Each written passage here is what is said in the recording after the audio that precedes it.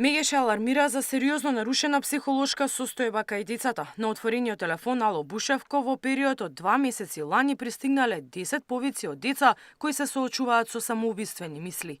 Велат од една страна радува фактот што овие деца се јавиле и побарале помош, но од друга страна загрижува колку е навистина реалниот број на деца со суицидни мисли. По втор пат оваа година најголем процент на дојави се деца и младинци кои имаат проблем со менталното здравје.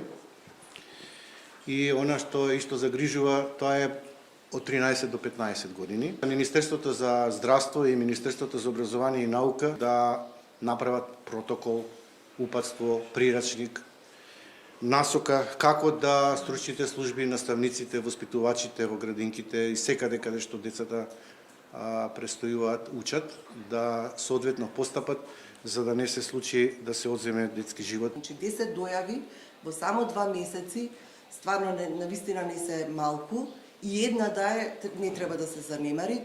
Тоа значи дека за тие 10 стојат кои знае уште колку повеќе кои што не се јавиле. Мит е дека ако зборуваме за самоубиството ќе поттикне на самоубиство. Напротив, така ја кршиме стигмата и табуто, треба да се зборува. Можеби не сите сакаат да престанат да живеат. Само моментално може да им се чини тоа како единствено решение. Низ разговорот, всушност, му помагаме да ги види и другите можни начини како тоа да се реши. Лани добиле над 300 дојави, а низ разговорите активистите од Мегеши откриле сериозни психолошки појави со кои се соочуваат децата, особено адолесцентите.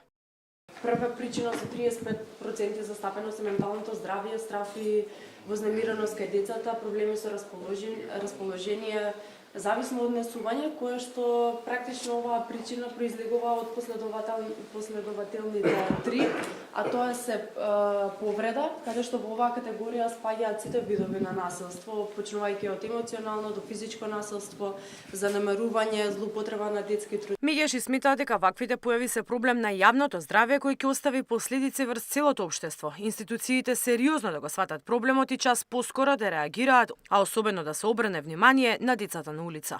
Миријана Давидовска, Сител телевизија.